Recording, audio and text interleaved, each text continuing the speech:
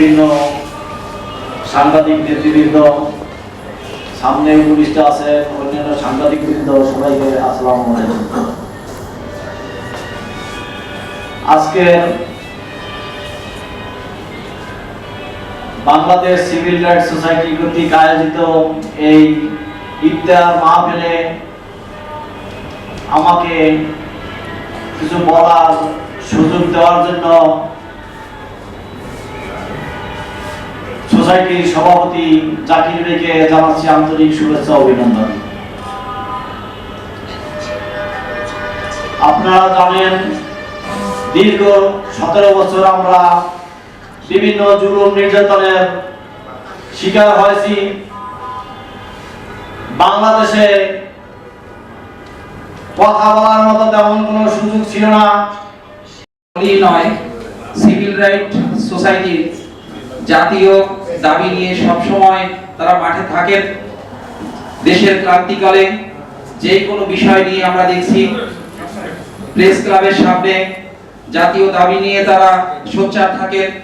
অসহায় হতদরিদ্র মানুষের কল্যাণে তারা কাজ করেন। এই সিভিল রাইট রিভিউ সোসাইটির মতো বাংলাদেশের সোসাইটি একটি স্বেচ্ছাসেবী সংগঠন যারাই আছেন, যদি এভাবে তারা মাঠ পর্যায়ে সবাই এগিয়ে আসে, বাংলাদেশের দুঃখ দুর্দশা অনেকটাই লাঘব হবে বলে আমি আশাবাদী। বাংলাদেশের আমরা যারা সোশ্যাল ওয়ার্ক করি, এই সিভিল রাইট রিভিউ সোসাইটির মতো প্রত্যেকটি মানুষের উচিত মানুষের কল্যাণে কাজ করা, মানুষের দুঃখ দুর্দশায় পাশে দাঁড়ানো। আমি এই আশাবাদ ব্যক্ত করব, যারা আমরা হিউম্যান রাইটস অর্গানাইজেশন নিয়ে কাজ করি, যারা মানবাধিকার এই নামের উচ্চারণ করি, আমি মানবাধিকার কর্মী, আমরা সবাই মানবিক হব, মানুষের কল্যাণে কাজ করব, কাঁধে কাঁধ মিলিয়ে কাজ করব, দেশের স্বার্থে কাজ করব, গণতন্ত্রের স্বার্থে কাজ করব, এই আশা ব্যক্তবাদ করে আমি এবং প্রত্যেকটি এবং রাজনৈতিক এবং সামাজিক সংগঠনের বিভিন্ন কার্যক্রম, হুইলচেয়ার বিতরণ সহ বিভিন্ন কার্যক্রম এই সম্মেলন করে থাকেন। আজকে এই আয়োজনকে করার জন্য ধন্যবাদ জানাচ্ছি। বক্তব্য দেব না, কারণ বক্তব্য দিয়ে সবাই উপভোগ করেন। এই সংগঠনের সফলতা কামনা করছি। বাংলাদেশ বেতার সাংবাদিক ইউনিয়নের সাবেক কার্যনির্বাহী কমিটির সদস্য জাকির ভাই উপস্থিত আছেন, আমাদের বাংলাদেশের সাবেক কর্মকর্তা আমাদের ইসলাম রানা ভাই সহ ইত্তেফাকের সাবেক নির্বাহী সম্পাদক সহ সকলকে অভিনন্দন ও শুভেচ্ছা। ইফতারের সময় বেশি কথা বলা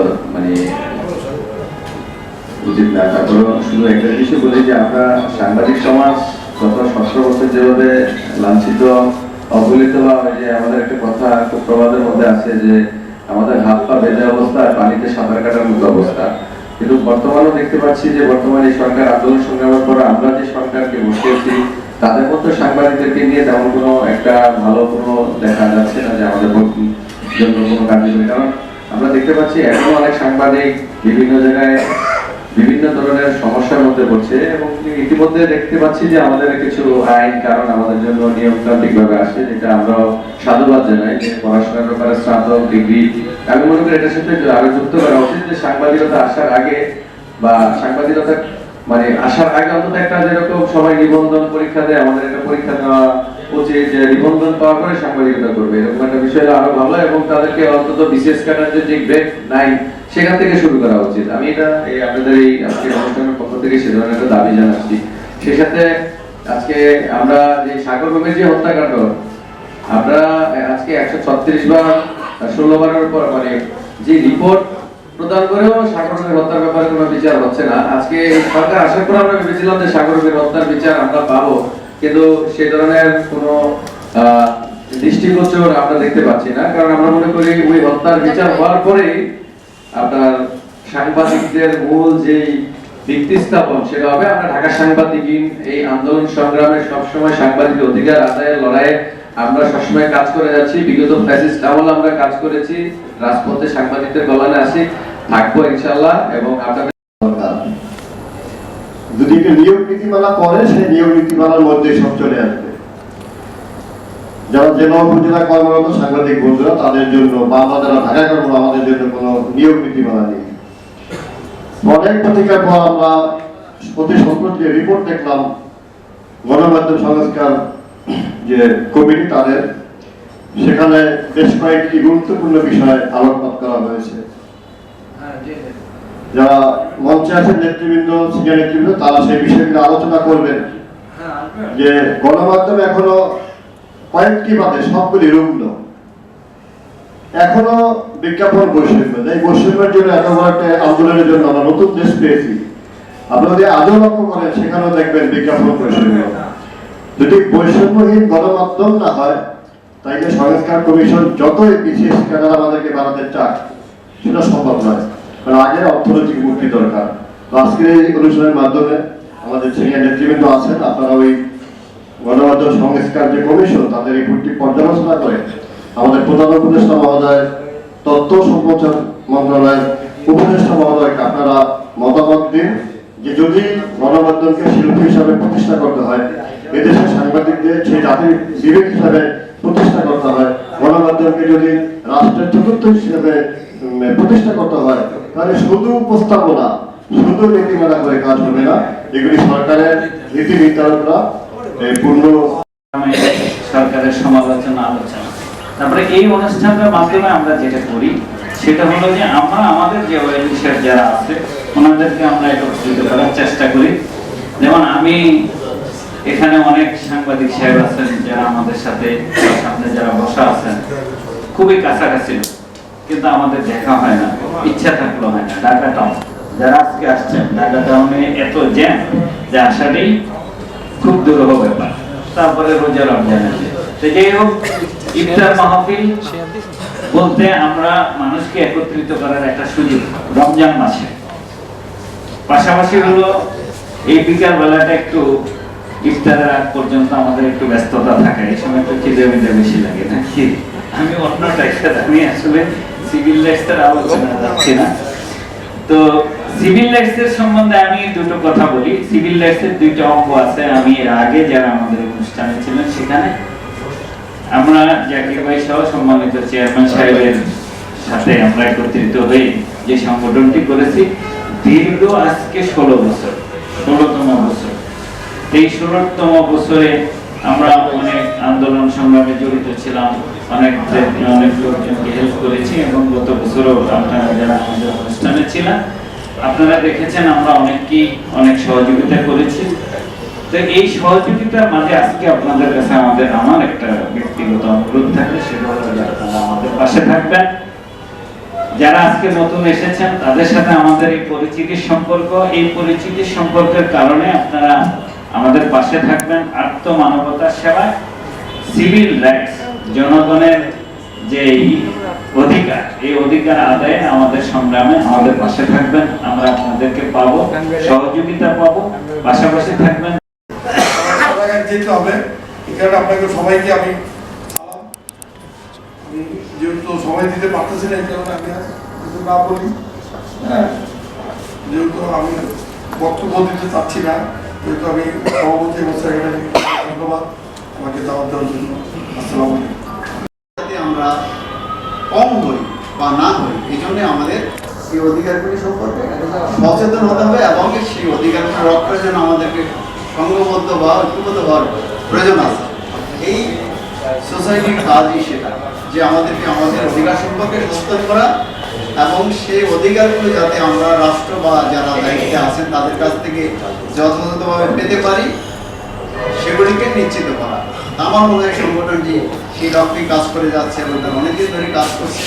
আমি তাই এই সংগঠনের এই কাজের সাফল্য কামনা করছি এবং যদি নতুন বাংলাদেশ তথা নতুন বাংলাদেশ বিনির্মাণে বাংলাদেশ সিভিল রাইটস সোসাইটি সৎ সাহস নিয়ে অধিকার বঞ্চিত মানুষের পাশে থেকে নেতৃত্ব দিয়ে সামনে সাইডে নেতৃত্ব দিয়ে বাংলাদেশে একটি দৃষ্টান্ত স্থাপন করবে এই আশা ব্যক্ত করে আমি আমার সংক্ষিপ্ত নানা জনের বক্তব্য শুনলেন এবং অধিকাংশ সাংবাদিক তাদের দুঃখের কথা, তাদের প্রত্যাশার কথা আপনাদের সামনে তুলে ধরেছেন এবং এই সংগঠন মানবাধিকারের প্রশ্নে দীর্ঘদিন যাবৎ কাজ করে আসছে এবং আজকে একটি নতুন বাস্তবতায় স্বৈরাচার মুক্ত বাংলাদেশে তাদের নতুন উপলব্ধিকে তারা ব্যক্ত করছেন।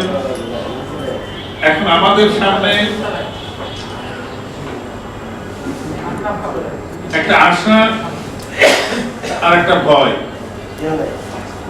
স্বৈরাচার ফিরে আসার, ফ্যাসিবাদ ফিরে আসার একটা জুজুর ভয় এটা কাজ করছে। আর একটা হলো একটা নতুন সম্ভাবনাপূর্ণ গণতান্ত্রিক সমাজ উত্তরণের একটা আশা উজ্জ্বল হয়ে উঠছে। মাঝখানে নানা দোলাচল, নানা টানাপোড়েন চলছে। এটা দীর্ঘদিন একটা দেশ অগণতান্ত্রিক শাসনের ভেতরে থাকলে চললে এই ধরনের দোলাচল হওয়া স্বাভাবিক। কারণ দীর্ঘ 1.5 যুগেরও বেশি, এবং সত্যি বলতে কি স্বাধীনতার পরে দীর্ঘ সময় ব্যাপী এখানে সাধারণ মানুষের স্বার্থকে, সাধারণ মানুষের স্বপ্নকে পদদলিত করে মুষ্টিমেয় লোকের স্বার্থ এবং তাদের বেড়ে ওঠার লোভ এবং লালসাকে এমন ভাবে লালন করা হয়েছে এবং সাধারণ কৃষক, শ্রমিক, মেহনতি, পেশাজীবী, সাংবাদিক, শ্রমজীবী মানুষকে এমন ভাবে দলিত, মথিত, অবহেলিত, নিপীড়িত করা হয়েছে। সেখানে একটি স্বাধীনতার স্বপ্ন ফুলে ফলে সুশোভিত হয়ে উঠতে পারে না। স্বাধীনতার উষালগ্ন থেকে এখানে স্বৈর শাসক নানাভাবে থাবা বিস্তার করার চেষ্টা করেছে এবং আমাদের জনগণ প্রতিবাদ করেছে, আমাদের সেনাবাহিনী প্রতিরোধ করেছে এবং আমাদের সৈনিকরা কখনো সিপাহী জনতার অভ্যুত্থানের মাধ্যমে, কখনো ছাত্র জনতার অভ্যুত্থানকে সমর্থন করে জনগণের স্বার্থকে, অধিকারকে পৃষ্ঠপোষকতা দিয়ে টিকিয়ে রাখার চেষ্টা করেছে। কিন্তু যেটা দুর্ভাগ্যজনক, তাহলে এত রক্ত, এত অস্ত্র এবং এত সাধনার পরেও আমাদের পূর্বপুরুষরা এত সংগ্রাম করার পরেও সুরক্ষা আমরা দিতে পারিনি আমাদের এই মানবাধিকারকে।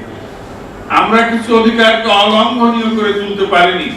যে সরকারের রূপ চরিত্র যাই হোক না কেন, মানুষের বাঁচার অধিকার, মানুষের বলার অধিকার, মানুষের চলার অধিকার, মানুষের কত অধিকারকে পাশ্চাত্যের সমাজ যেভাবে অলঙ্ঘনীয় করে রেখেছে, সেইভাবে আমাদের সংবিধান, আমাদের শাসনতন্ত্র এভাবে অলঙ্ঘনীয় করতে পারেনি। আমাদের কোর্ট স্বাধীন নয়। আপনি প্রতিকার পাবার জন্য, আপনার পরে ব্যক্তি হিসেবে আপনার পরে অবিচার হলে আপনি কোথায় দাঁড়াবেন? আপনার প্রতিকার দিতে পারে আইন, প্রতিকার দিতে পারে থানা, প্রতিকার দিতে পারে কোর্ট, কিন্তু তারা স্বাধীন নয়। পুলিশ যদি পক্ষপাত দুষ্ট হয়, সরকারি লাঠিয়াল হয়, কোর্টের বিচার যদি কেনা যায়, তাহলে আপনার অধিকারকে ভুলঙ্কিত করা, লাঞ্ছিত করা এটা খুবই সহজ এবং স্বাভাবিক। এটা হবে। এবং রাষ্ট্র তার রূপ চরিত্র যাই হোক না কেন, এই রাষ্ট্রযন্ত্রের মাধ্যমে আসলে তো সাধারণ মানুষের যে ক্ষোভ, সাধারণ মানুষের যে দুঃখ, সাধারণ মানুষের যে প্রতিবাদ, তাকে দমন করার একটা চেষ্টা হয়। সেই কারণে রাষ্ট্রকে, রাষ্ট্রের যারা শাসক হয় তাদের হাতকে আইনের আন্ডারে, আইনের অধীনে তাদেরকে বেঁধে রাখতে হয়। তারা যদি জবাবদিহির ঊর্ধ্বে থাকে, রাজনৈতিক যদি ক্ষমতাপ্রাপ্ত লোকরা যদি জবাবদিহির ঊর্ধ্বে থাকে, সে দুর্নীতি করবে, সে মানুষের অধিকারকে পদদলিত করবে, সে স্বেচ্ছাচারিত করবে। এটাই মানুষের চরিত্র। সেজন্যই কোর্টের স্বাধীনতা, সংবাদপত্রের স্বাধীনতা, মিডিয়ার স্বাধীনতা এবং সংগঠন করার অধিকার, সংগঠনের স্বাধীনতা, এই স্বাধীনতাগুলোকে এই স্বাধীনতাগুলোকে হরণ করে একটা বুবা জাতিতে পরিণত করা হয়েছিল। We became Dam. আমাদের কোনো অভিব্যক্তি ছিল না, আমাদের কথা বলার কোনো সুযোগ ছিল না। পত্রিকাগুলো সব বংশবধ হয়েছিল, সাংবাদিকরা সবই চাটুকার স্তুতিকারে পরিণত হয়েছিল। সুতরাং এই বাস্তবতা থেকে তরুণরা জীবন বাজি রেখে আপনার একটা মুক্ত হাওয়া তৈরি করেছে। এখন এই মুক্ত হাওয়া কোন দিকে যাবে, এই হাওয়া আপনি টিকিয়ে রাখতে পারবেন কি পারবেন না, এই ক্রস রোডে আপনি এসে দাঁড়িয়েছেন। আপনি এখনো আপনার অর্জনকে সংহত করতে পারেননি। আপনি কোনো সাংবিধানিক কাঠামোয় আপনি একে সংরক্ষণ করার ব্যবস্থা করতে পারেননি। তাই নানা রকমের টালমাটাল চলছে। একটি অস্থায়ী সরকার সে চেষ্টা করছে করার জন্য যে টিম দরকার ছিল। আপনারা নিশ্চয়ই জানেন, ডিসি সম্মেলনে তত্ত্বাবধায়ক সরকার প্রধান ডক্টর মোহাম্মদ ইউনূস বলেছেন যে আমাদের একটা টিম হিসেবে কাজ করতে হবে। টিমের একটা ফুটবল টিম বা একটা ক্রিকেট টিম হলে তার ক্যাপ্টেন, তার যে লিডার, তার নেতৃত্ব সবাইকে মানতে হবে এবং প্রতিটি জায়গায় যে খেলছে তার যোগ্য হতে হবে।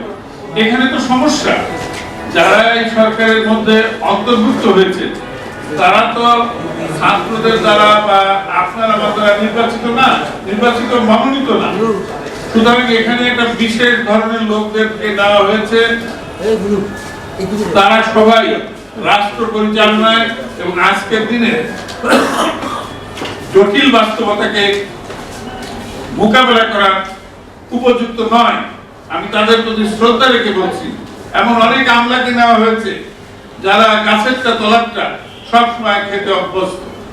আমি তাদের প্রতি শ্রদ্ধা রেখে বলছি, আজকে ভারতীয় সম্প্রসারণবাদের যে ভাবা, তাকে মোকাবেলা করার জন্য যে ব্যক্তিত্ব, যে দৃঢ়তা, যে চারিত্রিক বল থাকা দরকার, এই সরকারের ইউনূস সাহেব বাদে অনেকেরই নাই।